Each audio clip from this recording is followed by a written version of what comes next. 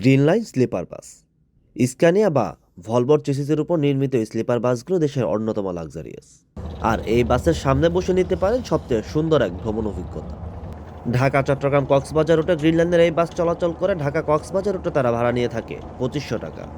বিশাল আকার কেবিন, নরম সিট, যদিও কার্পেট, তবুও কেবিনগুলো বেশ খোলামেলা। এই বাসে এবার ভ্রমণ করেছি আমি কক্সবাজার থেকে চট্টগ্রাম পর্যন্ত দিনের বেলায়। এই ভিডিওতে আমার সেই ভ্রমণের অভিজ্ঞতা এবার জানাবো।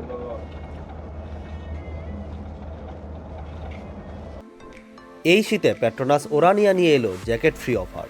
ওরানিয়ার প্রতি 2টি 11 লিটার পেইলের সাথে পাবেন একটি জ্যাকেট ফ্রি। এছাড়া প্রতি 16 লিটার, 18 লিটার এবং 5 লিটারের কার্টন কিনলেও পাবেন দারুণ এই অফার।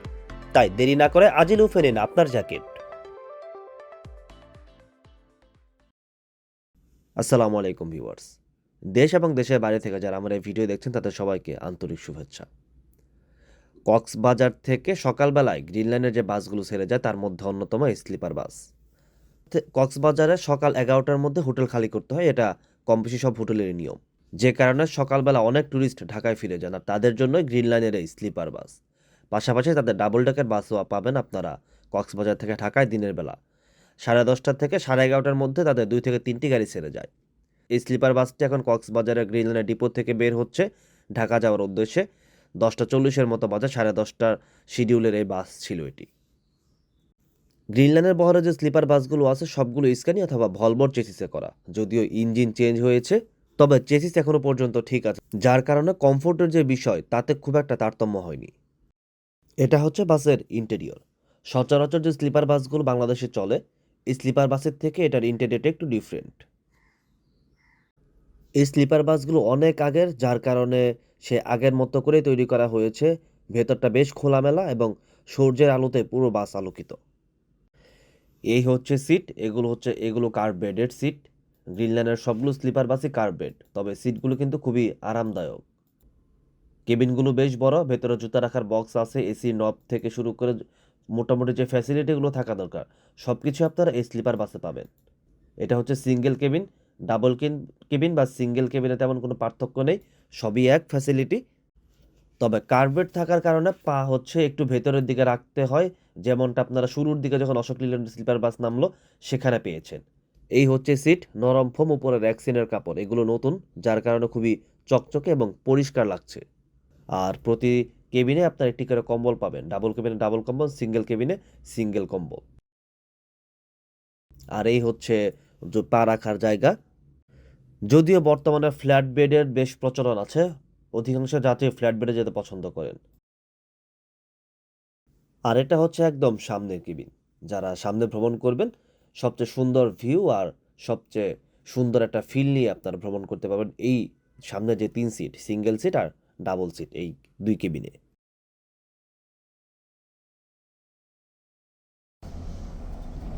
এ পর্যায়ে নিচতলা থেকে বাসের পথচলা আপনারা উপভোগ করতে পারেন কক্সবাজারের সুন্দর যে ওয়েদার, এই ওয়েদারের সাথে। এরপর দোতলা থেকে এই বাসের ভ্রমণ অভিজ্ঞতা আপনাদের সাথে শেয়ার করব।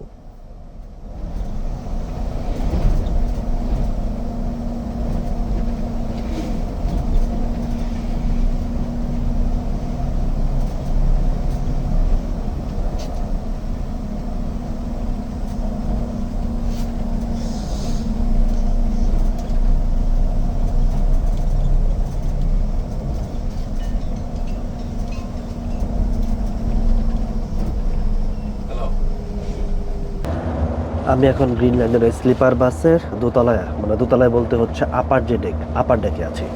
অর্থাৎ এই ডেক থেকে অসাধারণ একটা ভিউ কিন্তু আপনি দেখতে পাবেন রাস্তা। যদি একদম সামনের যে সিট, সামনের এই আপার ডেকের উপরের যে সিট আছে, এই সিটগুলোতে আপনি বসেন। এটা হচ্ছে ডাবল কেবিন অর্থাৎ ডাবল সিট। আমি এখানে বসে আছি, এখান থেকে আপনি সামনের যে ভিউ, সেই ভিউ দেখার পাশাপাশি কিন্তু সাইডের যে ভিউ, সেটাও কিন্তু আপনি খুব সুন্দরভাবে উপভোগ করতে পারবেন, যেটা আসলে আপনি অন্য কোনো স্লিপার বাসে, আমার যেটা ধারণা এখন পর্যন্ত যতগুলো স্লিপার আমার ভ্রমণের অভিজ্ঞতা হয়েছে সেগুলোতে পারবেন না। আর সাসপেনশন বলতে গেলে অসাধারণ সাসপেনশন। বাংলাদেশের স্লিপার বাস যেগুলো চলে তার মধ্যে বেশ ভালো একটা সাসপেনশন আপনি এই বাসে পাবেন। আমি আমি হচ্ছে তাদের স্লিপার কেবিনে, সেই কেবিনের বিষয়টা আপনাদের দেখাই। এটা হচ্ছে ডাবল কেবিন। আমি যদি শুয়ে পড়ি তত অনেক বড় কিন্তু জায়গা, এই স্লিপার কেবিনে প্রচুর জায়গা এবং খুবই খোলামেলা একটা কেবিন গ্রিনল্যান্ডের স্লিপার বাসে। এরকম খোলামেলা কেবিন আসলে আমি অন্য কোনো বাসে দেখিনি এখনো পর্যন্ত আর কি। আমার যে বাসগুলোতে ভ্রমণ করা হয়েছে অধিকাংশই অশোক লেল্যান্ডের স্লিপার বাস আমার ভ্রমণ করা হয়েছে এখনো পর্যন্ত। তো এরকম বিষয় আসলে এত বড় খোলামেলা বা এত সুন্দর কেবিন আমি দেখিনি। এই সিটগুলো খুবই নরম, আমি আগেও দেখিয়েছি। যদি হচ্ছে ফ্ল্যাট বেড না, কিন্তু বেড কিন্তু অনেক বড়।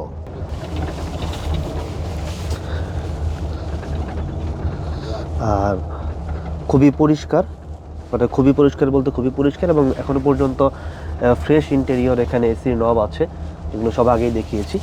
এটা সবচেয়ে বড় যে ফ্যাসিলিটি সেটা হচ্ছে সামনে থেকে যে ভিউটা আপনি দেখতে পারবেন, এই ভিউ, মানে এই ভিউ আসলে আপনি অন্য কোনো স্লিপার বাসে এভাবে বসে বা এভাবে শুয়ে শুয়ে দেখার যে ফিল, সেটা আসলে আপনি কখনোই পাবেন না। শুধুমাত্র গ্রিন লাইনের যে স্লিপার বাস আছে, ঢাকা থেকে কক্সবাজার রুটে যে বাস চলাচল করে, কক্সবাজার থেকে ঢাকায় এই বাসগুলো চলাচল করে, আপনি চট্টগ্রাম থেকে উঠতে পারবেন।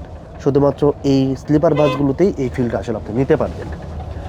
এখানে আপনি এই যে রাস্তার সৌন্দর্য, অসাধারণ রাস্তা, এই সৌন্দর্যটা পাশাপাশি আপনি উপভোগ করতে পারেন এখানে।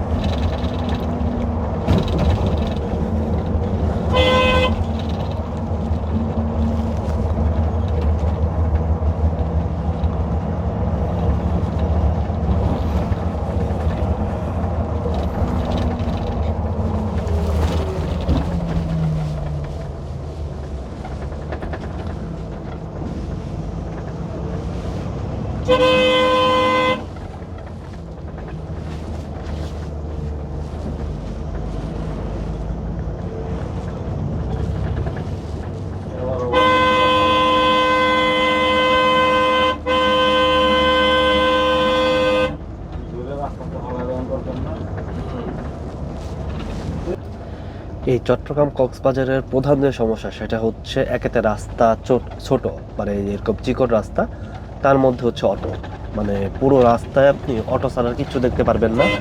বড় গাড়ি চলার জন্য আসলে এই রাস্তা কোনোভাবেই উপযোগী না, কোনোভাবেই বড় গাড়ি চলার মতো এই রাস্তায় বড় গাড়ি চলা সম্ভব না। তারপর আমাদের দেশের চালকরা চালান, কোম্পানিগুলো গাড়ি চালায় রাস্তায়, বিকল্প কোনো উপায় নেই এছাড়া। এইসব অটোর মাঝখান দিয়ে চলতে হয়, ফলে প্রতিদিনই আপনি শুনবেন কোনো না কোনো ছোটোখাটো দুর্ঘটনা, বড় দুর্ঘটনা। এই রাস্তার যে কন্ডিশন, তাতে আসলে বড় গাড়ি চলার মতো অবস্থাও না এই রাস্তা কোনোভাবেই। এটা হচ্ছে অটো চলার রাস্তা, সেখানে এরকম লাক্সারি সেগমেন্টের বাস চলে প্রতিদিন। কয়েকশো গাড়ি কক্সবাজার আসে, কক্সবাজার থেকে বের হয় ঢাকার উদ্দেশ্যে, চট্টগ্রামের উদ্দেশ্যে। কিছুদিন আগেও এই অঞ্চলে মানুষ রাস্তা আটকাইছিল যে রাস্তা বড় করার দাবিতে, যাতে নিরাপদ হয়, কিন্তু না, এখনো পর্যন্ত সরকারের তেমন কোনো উদ্যোগ নেই। অথচ দেশের সবচেয়ে বড় পর্যটন এলাকা এটা, সেই পর্যটন এলাকার রাস্তার হচ্ছে এই অবস্থা। এই যে দেখেন, একটা মানে দুইটা বাস যাবে এক মানে পাশাপাশি যাবে, সেই সুযোগটা আসলে মাঝে মাঝে হয় না, এরকম অবস্থা।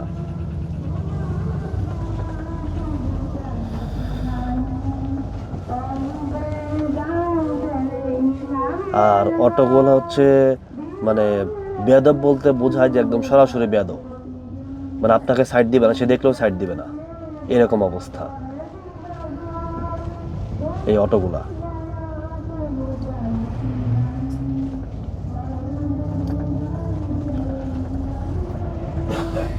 এর মধ্যে আমরা চকরিয়া চলে আসি। চকরিয়া থেকে চট্টগ্রাম আরও প্রায় 100 কিলোমিটার, প্রায় 2.5 থেকে 3 ঘন্টা সময় লাগবে আমাদের এখান থেকে যেতে। 12টা বাজে ঘড়িতে। 10:30টার সময় কক্সবাজার থেকে ছাড়ছিল, 1.5 ঘন্টা লাগলো এই চকরিয়া পর্যন্ত আসতে, প্রায় 50 কিলোমিটার রাস্তা। তাহলে এখান থেকে আরও 3 ঘন্টা মিনিমাম লাগবে, মোটামুটি 12টা থেকে 3টা আমি ধরতেই পারি। যে প্রায় 3টার মতো বাজবে চট্টগ্রাম যেতে। আর ঢাকা যেতে যেতে যারা ঢাকা যাবেন এই বাসে তাদের কিন্তু সময় লাগবে আরও বেশি, রাত 10টা, 10:30, 9:30 এরকম সময় লাগে আর কি। যারা ঢাকা যান কক্সবাজার থেকে তারা এই সময়টা আসলে ধরেই তারপর আপনারা যাবেন। চকরেতে কিছু জ্যাম আছে, এরকম প্রতি স্ট্যান্ডে এরকম জ্যাম দিনের বেলায়, তবে রাতের বেলায় এই সমস্যাটা আপনাদের হবে না।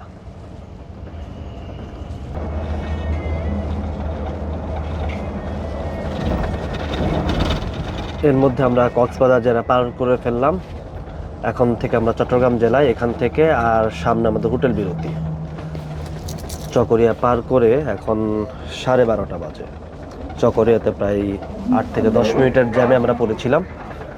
সেই জ্যাম কাটিয়ে খুব ধীরস্থিরভাবে আমাদের গাড়ি চলছে। দিনের বেলায় রাস্তা চাপা, আর একেতে হচ্ছে লোকাল গাড়ি থাকে। সামনে ট্রাক দেখতে পাচ্ছেন, অনেকক্ষণ ধরে ট্রাকের পেছনে আমাদের গাড়ি চলছে।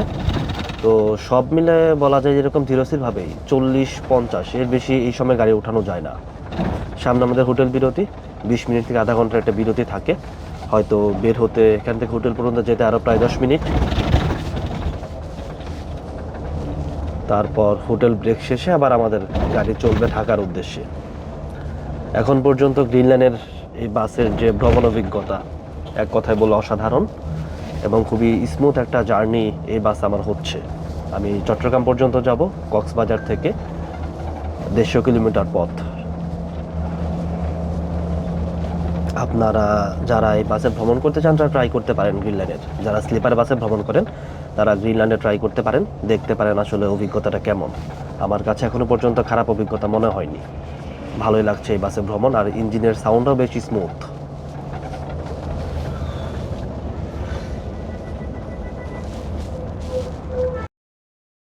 আমরা আমাদের হোটেল ব্রেকে চলে এসেছি, হোটেল 4 সিজন। এখানে গ্রিনল্যান্ডের বাস যাত্রা বিরতি দেয়, এই বাসও এখানে যাত্রা বিরতি দিবে। কক্সবাজার রোডের অন্যতম সুন্দর একটা হোটেল এই 4 সিজন, এবং খুবই গর্জিয়াস একটা হোটেল। দেখতেই পাচ্ছেন আমার ক্যামেরাতে দিনের আলোতে কতটা সুন্দর দেখা যাচ্ছে এই হোটেলের যে পরিবেশ, এবং সামনে বেশ ভালো একটা স্পেস আছে।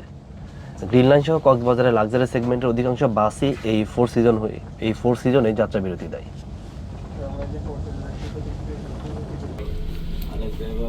আমরা এখন হোটেল থেকে বের হচ্ছি, প্রায় 1:30 বাজে।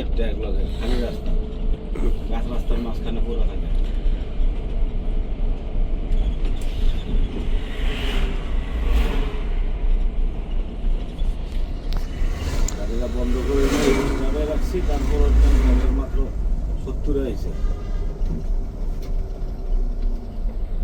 ধন্যবাদ। 40 জীবিত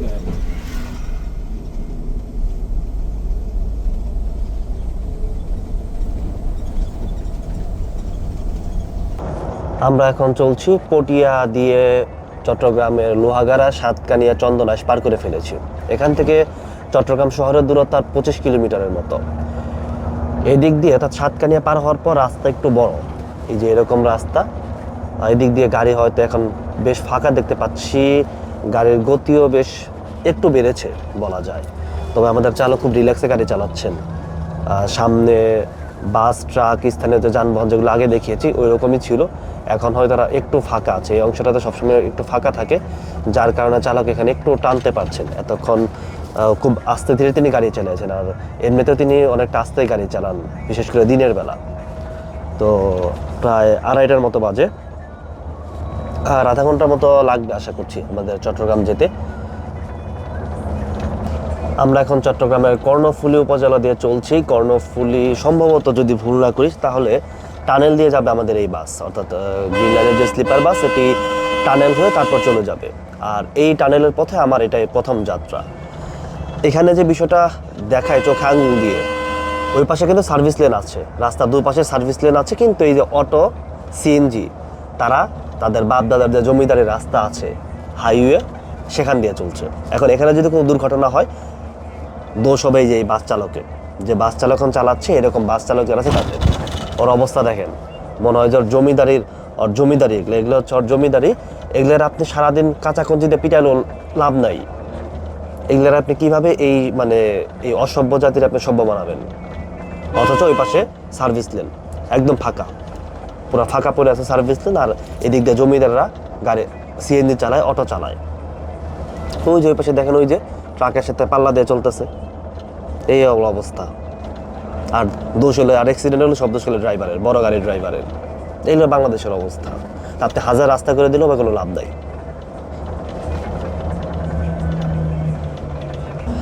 দর্শক, আমরা এখন টানেলের দিকে যাচ্ছি, অর্থাৎ চট্টগ্রামের কর্ণফুলী টানেল দিয়ে আমাদের বাস যাবে। সেই পথে এখন বাস এগিয়ে যাচ্ছে। এখানে সুন্দরের রাস্তার অসাধারণ ভিউ আপনারা উপভোগ করতে পারেন।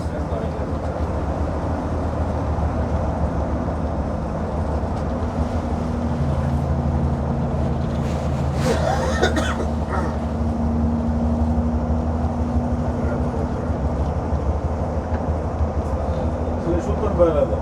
বাবুদের বন্ধু বাবু ধরে তো আরো ভালো। এটা মেসেজ বাবু ধরে তো বাবু ধরে তো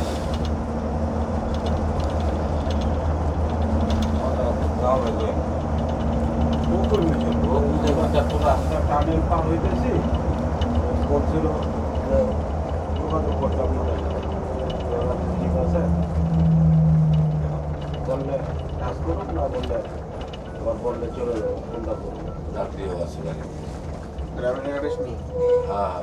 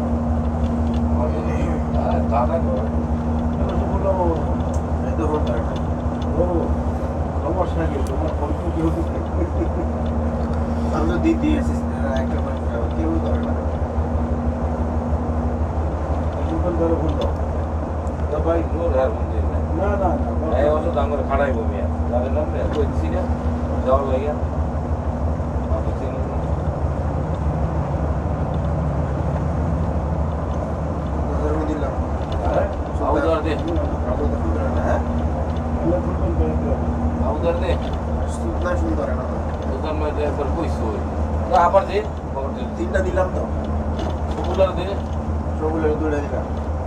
পাঁচটা দে যে ধরে না একটু পরে তোর পাইতে মানে ফোন দিলে লাভ কিছুটা করে সবগুলো কি ব্যস্ত না বন্ধ না ধরে না, দাদায় ব্যস্ত না বন্ধ না ধরে না, কেউই ধরে না।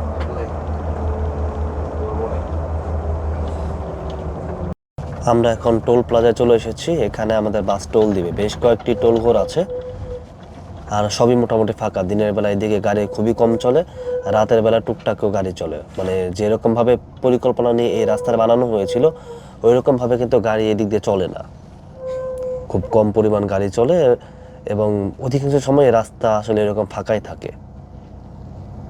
আর ঢাকা চট্টগ্রাম বা ঢাকা কক্সবাজার বান্দরবানের যে বাসগুলো চলাচল করে সবই চট্টগ্রাম শহর ধরে যায়, কারণ শহরে যাত্রী নামার থাকে। কক্সবাজার থেকে যদি বাস ঢাকায় যায় সেক্ষেত্রেও চট্টগ্রাম শহর থেকে যাত্রী নিয়ে নেয়। আবার যখন এই ঢাকা থেকে ফিরে তখন কিন্তু চট্টগ্রামের যাত্রী থাকে অধিকাংশ বাসেই। ফলে আর রাতের বেলা গাড়িগুলো বেশি চলে, ফলে শহর দিয়ে খুব ইজিলি তারা পার হয়ে যেতে পারে।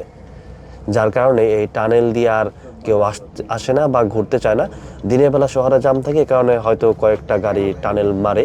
তার মধ্যে গ্রিন লাইনের বাস আছে যেটা আজকে টানেল দিয়ে যাচ্ছে। আর এর সাথে আমারও সৌভাগ্য যে টানেলে আমার উদ্বোধন হওয়ার পর এটাই আমার ফার্স্ট যাত্রা হতে যাচ্ছে আর কি। এখনো পর্যন্ত আমি টানেলে কোনো গাড়িতেই ভ্রমণ করিনি।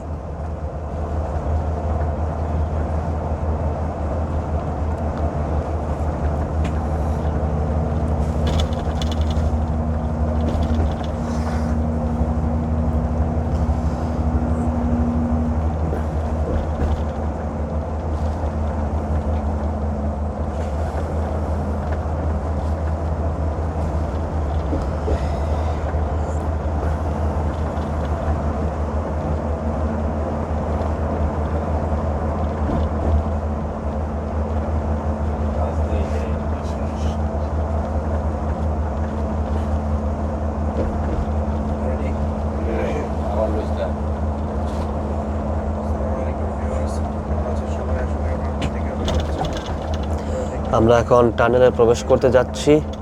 কর্ণফুলী নদীর তলদেশ দিয়ে আমরা যাব। অসাধারণ একটা মুহূর্ত আমার জন্য এটা, যে প্রথমবারের মতো আমি টানেল দিয়ে যাচ্ছি। আর আপনার দিকে দেখেন আগে এটা বলতে টানেলে ঢুকে গেলাম আমরা। আস্তে আস্তে নদীর তলদেশে যাচ্ছি।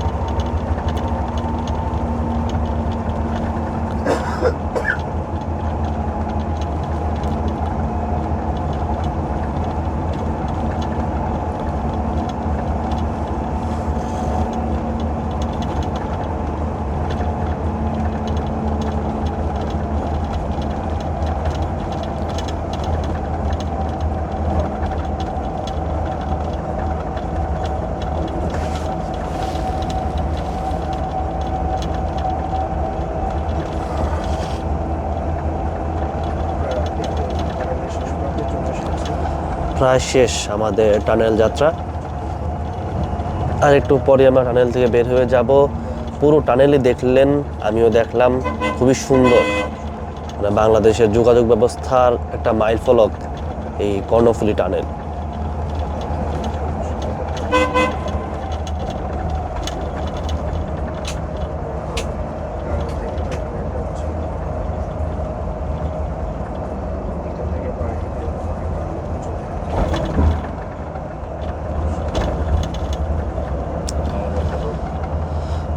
এরপর আমাদের বাসটি চট্টগ্রাম শহরে চলে যাবে। চট্টগ্রাম শহর থেকে যাত্রী নিয়ে তারপর ঢাকায় যাবে। আবার ঢাকা থেকে রাতে এই বাসের কক্সবাজারের উদ্দেশ্যে ট্রিপ আছে।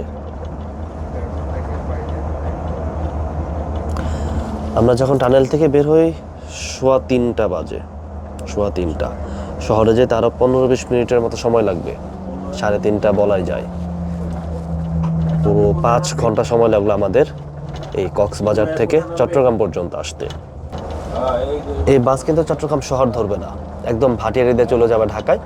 ফলে শহরের যে ঝাঁকি ঝামেলা, যানজটের যে ঝামেলা, সেটা পোহাতে হবে না। কক্সবাজার থেকে যারা ঢাকায় যাবেন, স্লিপার বাসে যেতে চান সকালবেলা, তাদের জন্য একটা বেস্ট অপশন হতে পারে গ্রিনল্যান্ডের এই স্লিপার বাস। যে স্লিপার বাসে আপনারা ভ্রমণ করতে পারেন, ভাড়া 2500 টাকা। এবং বেস্ট বাসগুলোর মধ্যে অন্যতম গ্রিনল্যান্ডের এই স্লিপার বাস। সিটগুলো তো আগে দেখিয়েছে, আবারও দেখাচ্ছে সেই বেলায়, এবং এখনো পর্যন্ত বেশ চকচকে করছে। এগুলো নতুন করা হয়েছে। আমার কাছে এই যে ভ্রমণ, প্রায় 5 ঘন্টার যে ভ্রমণ, খুব খারাপ লাগেনি। Smooth engine sound. বাসের কেবিনস কিছুটা আছে, সেটা হচ্ছে বাসের যে বডি, সেই বডির কারণ। অর্থাৎ বডি ভাঙা রাস্তায় একটু ঝাঁকি খাই, বডির একটা সাউন্ড আছে। বাসের বডি যখন নতুন করা হবে, নতুন করলে পরে কিন্তু খুবই স্মুথ এবং দুর্দান্ত একটা স্লিপার বাস। এগুলো একদম নতুন অবস্থায় যখন ছিল, তখন যারা ভ্রমণ করেছেন তারা পেয়েছেন। সময়ের সাথে সাথে এগুলোর বয়স হয়েছে। সামনে এর ইন্টেরিয়রের অনেক কিছু পরিবর্তন করা হয়েছে। আর নতুন বাস তো গ্রিনল্যান্ড আনছে, 10টি স্লিপার বাস। হয়তো সামনের, অর্থাৎ নির্বাচনের পরই হয়তো এই বাসগুলো দেশে চলে আসবে, যতটা জানতে পারছি। ফলে ওই বাসগুলো আসলে গ্রিনল্যান্ডের একটা নতুন মাইল ফলক হবে।